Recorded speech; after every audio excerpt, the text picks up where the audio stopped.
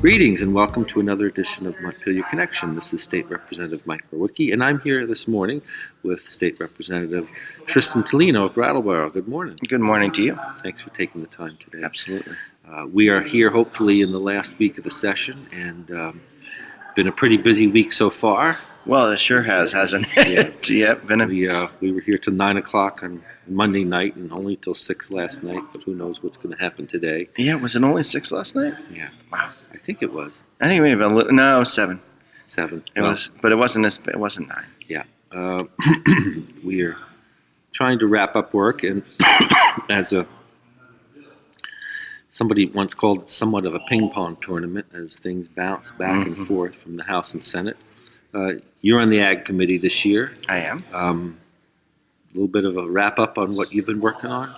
It's been a modest year for the Ag Committee and a pollinator protection committee that was a bill that we've been working on, really looking at the risk not just to bees but to all pollinators and the role that they play in our agricultural ecosystem. And this committee is basically in alignment with some work that's already being done by the agency in terms of EPA and other standards, but it helps us get a broad group of stakeholders together to be attentive to the needs of our pollinators and there were some rumors out there that it was a way to go ahead and ban a class of pesticides. It is not a way to go ahead and ban a class of pesticides. It's not that simple, is it? It's absolutely not that simple. It's really, it's looking at how we think strategically about pollinator protection, and then also, if facts on the ground suggest that we need to look at a particular area, whether that's pesticides or forage or any particular thing, it sort of has that group of stakeholders together who represent very different parts of the ecosystem who will be able to sort of collaborate and support the agency in addressing concerns, and it's, I think, very useful. We did some work clarifying the ag tax rules around purchases of supplies and equipment and what is taxable and not taxable. We did some work on farm slaughter to try to extend a program that we have that allows for some modest amounts of on-farm slaughter to happen, and that serves a particular slice of the economy, people who are buying live animals and then slaughtering and processing on farms, and provides a regulatory structure for them that is appropriate to their needs and the scale.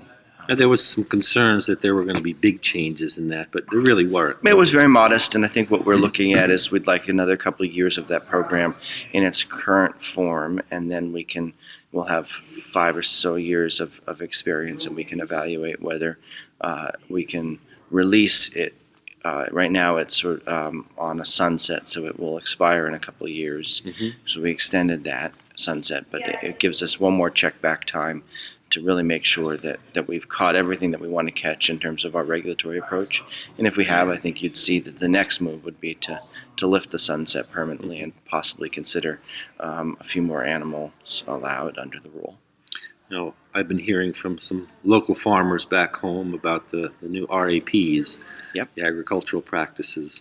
Are they still in process? Are they close to being? So my understanding is that where we are right now is that we're waiting for another draft rule to be issued. There was 150 pages of comments submitted to the agency after the last draft rule was posted.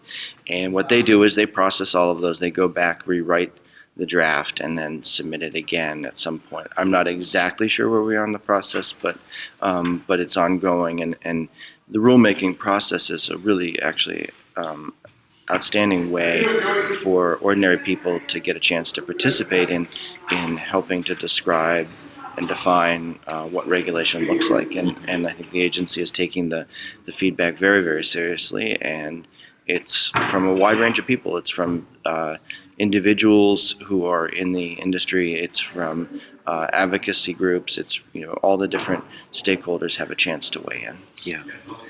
We had quite a day yesterday on the floor of the House. We did. The result was a little disappointing. I think, for many of us, but not unexpected. It was not unexpected, and I'm a member of the House Democrats leadership team, and we have been trying to communicate to people throughout the session that our analysis of where the House members was that we were really going to struggle to find consensus on anything. And I think for a couple of months that's been a pretty consistent message delivered by the Speaker, delivered by the House Majority Leader, and it's what I saw as I helped us count on different ideas and different issues. And frankly, what I think happened yesterday is that everyone got to see that we weren't blowing smoke. We were actually telling the truth, that there really was no easy common middle ground that was ready to move us forward towards either a more liberal system that allows a little bit more activity to happen or to explicitly legal framework. And of course, we're talking about the marijuana bill that was on the floor. Yes, thank you. Sorry and, about that. One of the things we have been very consistent about in talking to the Senate is you need to be talking to us. And I think that's been a big gap that didn't happen throughout this process, that the sense of the House was not being brought into the picture. Yeah, I think that's true to a certain extent. I will say I voted for the Senate language when there was an opportunity to prevent it from being removed from the bill that was being debated yesterday. Not because I think that what they had done was perfect. I think there were some flaws in their approach, particularly around the scale and the lack of a personal home grow exemption. I think there were ways that we could have worked on that.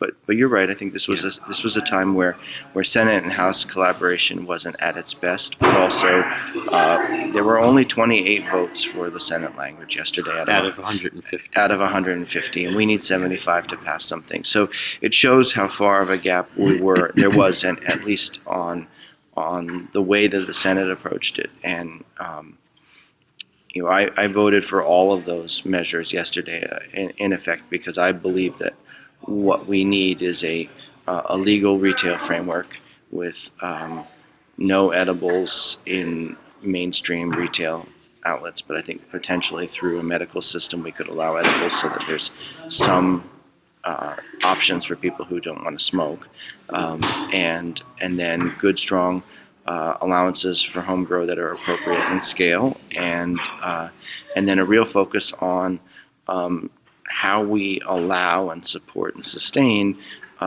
business models that are more scale appropriate to Vermont, and how that is juggled with the needs to have licensing fees support and prop up an appropriate sort of commensurate scale up of the state's ability to regulate well. Yeah. We know, although it's a common criticism of state government that state government never regulates well, that's actually not true. And there are a number of ways in which Vermont is actually an excellent regulator. The ag community is one.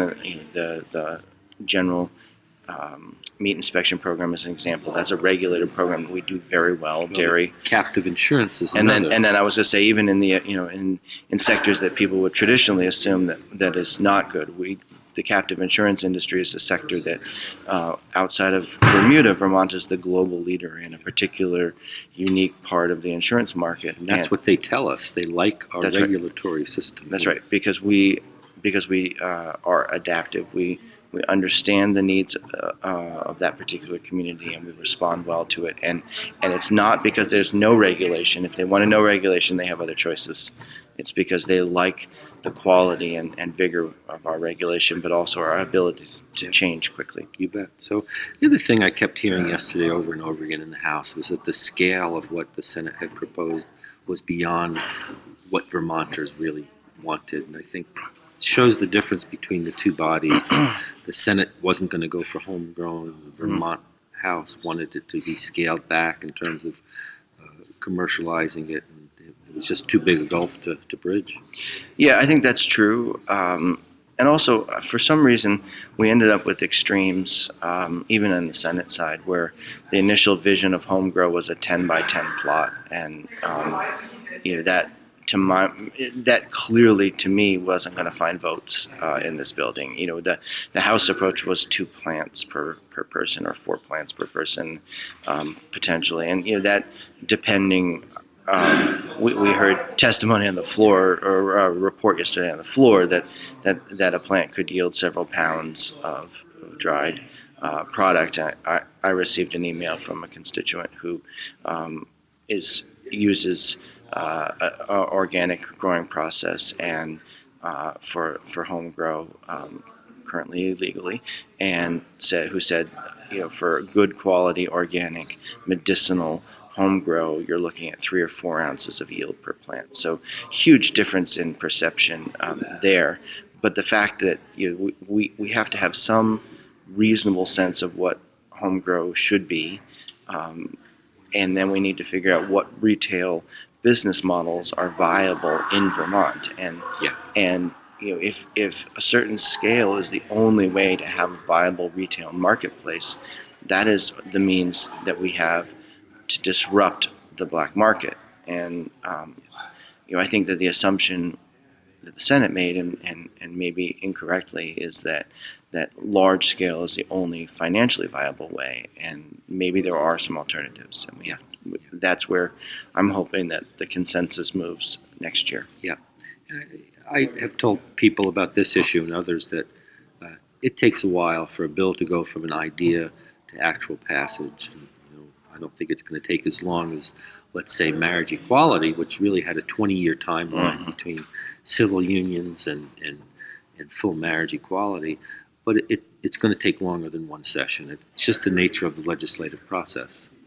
Well, I agree. I think that that's often the case, and I think what we saw yesterday on the floor showed that the social change that maybe has happened more deeply out in the Vermont public hasn't yet made its way fully into the House. Well, there were 2 things that came up. I noticed both the Brattleboro and Burlington delegations went for everything, but other than that, most of the rest of the state was very split on this. And, there were some pockets in the Northeast Kingdom as well that had little alignment.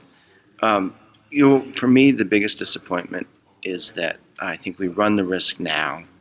I think we could have done something that would have set a target for legalization with some measured steps that we would have had to, we could have said basically, if we don't achieve these steps, then that date will keep getting pushed out.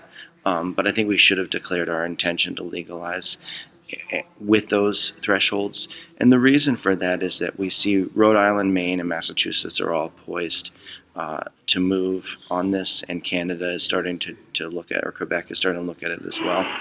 And if Vermont is surrounded by other states that have gone faster than we have, we will have a much harder time, I think, defining what the Northeast version of legal marijuana is, how it looks. Had we gone first, and really paved the way with a smart regulatory approach and a scale appropriate approach and all of that sort of the kind of thoughtfulness that we can bring as legislators to this process, I think that other states in our region would have looked to us to see what model we had chosen and why. Instead, we may be trailing them, and it may be simply just much harder to define the balanced approach that I think we all expect and want for a Vermont system. Yeah, I think eventually we will figure out what's best for Vermont, though, and I think that's we heard loud and clear yesterday. We will, but when you live in Brattleboro and you realize how much traffic from the rest of New England flows into Vermont through western Massachusetts, and you start to think about, what happens if Massachusetts goes first, or what happens in New Hampshire puts their liquor stores on their highway system to compete for Vermont and other tourist traffic going in and out. If I agree with you, I think we will find our way to a Vermont appropriate solution, but it will be harder now competitively to stand where I think Vermonters will expect us to stand. Now, you have been doing a lot of work and have a lot of other legislators here on the definition of independent contractors bill. I have. And what's the status of that right now? So, interestingly enough, I read this morning a report that said that the Democrats at the last minute pulled it from the House floor and sent it to committee to die, which is unfortunately not true, and it's disappointing because, in fact, it was a procedural point of order from the Progressive Caucus leader that sent the bill back before we had a chance to actually debate it and present an amendment that would have, I think, helped considerably help us move towards consensus. We actually had a backup amendment that we were prepared to offer that I think would have been bipartisan, if not tripartisan, that would have helped advance this issue further. And so, much of my time for the last 4, 5, even 6 weeks has been invested in trying to work with a variety of different stakeholders across parties, from the business community to the labor community, on what we might do to get to an end game that could work. And it was disrupted by a procedural ruling that I think the Speaker of the House had to make a decision from the podium, and I think he ruled correctly and fairly. It just had the unfortunate consequence of killing off the process that we were all engaged in. Is there a sense that we'll see it again, or is... No, I think it's done for the session. I think that we've gone about as far as we can. I think we're looking at other ways that we might advance the work during the off session to see if we can't come back ready. There's no question in my mind that we need to do work on this, that the current status quo is not good enough, but there's significant risk, and if you do this the wrong way, you end up accelerating significant power for businesses to offload their employees into independent contractors, or to use the threat of that to keep people from getting the compensation that they deserve. This is happening all over the country in big ways, and so that's one risk. And on the other hand, the current system is really preventing many small business owners who are sole proprietors or single-member LLCs who do work as independent contractors from getting the kind of work that they used to get because people are afraid of the enforcement. And that's also unacceptable, and we need to find a balance that works. And I thought we were really close. We were close. I think we were really close, and it was disappointing. It is unfortunate, but I think it'll be something at the top of the agenda next year again. It will. It's important Absolutely. for both sides here, and I think we're close to finding that Yep. balance point. So appreciate the work you've been doing, that Thank shuttle you. diplomacy that you've been involved in. Yeah, it was fun. So we're getting close to the end of the session, so actually, as they say, the only bills we really have to pass are the budget and the tax bill. And once again, we will be offering up a balanced budget, as we do every year, contrary to the narrative that's out there from Absolutely. other people. Yep. We present a balanced budget every year. Some people are in trouble. We start that over again. So we are at the end of the session. If you can edit that last piece out. Okay, 5, 4, 3, 2, 1. So here we are, end of the session. As they say, the only bills we really have to pass at this point are the budget and the tax bill. We're close on the budget, it sounds like, and we will be passing a balanced budget as we do every year, contrary to the narrative that some people want to put out there, that we're not being fiscally responsible around the budget, but we'll have another budget that's balanced. It'll be, I think, 2.5% increase, which is matched up really with economic growth. So I think we're on the right track here. Is that what you're hearing? Yeah, so I think that number reflects the state dollar growth, and that and that there will be also some federal money that's pulled down using to support some of our Medicaid spending that's really essentially an essential part of the services that we provide to lift people up and help them have better lives. And everyone from elders to kids and all kinds of different programs. You probably could list 100 of them that every day make a difference in Vermonters' lives. So I just want to be careful. I have just because the narrative is often distorted, that our state spending and the revenue that we anticipate receiving and the growth rate of that is very close. Those two numbers are very close, and the increase beyond that is a function of demand for services that really exceeded expectations, and we are prudently raising a little bit of money to leverage some federal dollars, and that will make the overall budget growth look bigger, but that's it's not the state dollars that are growing at that rate. And so depending on who wants to spin that information, you'll hear various versions of that. But the bottom line is at the state level, our actual spending growth is pretty close to our actual revenue growth. And we've been aiming for that target for the last few years, and I think we're starting to get there. And most of that growth, as I understand it, is in healthcare or health insurance. So one of the reasons Vermont has one of the lowest rates of uninsured, and we think that's a good thing.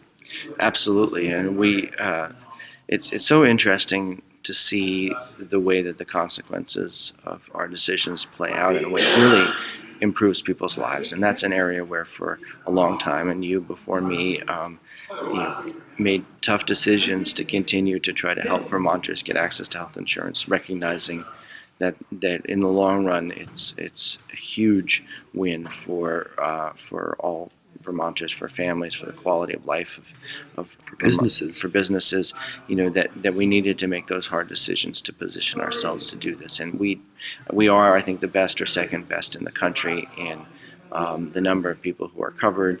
We have among the best support for people at the lower income levels who are having to buy their own with subsidies from the federal government, but we continue to help them to make sure that they can actually utilize services. We did the dental therapist bill just recently, which is another way that we're looking at how the whole ecosystem has to be capable of supporting access and equity and high quality, and we've done a lot to make that happen. Mm-hmm.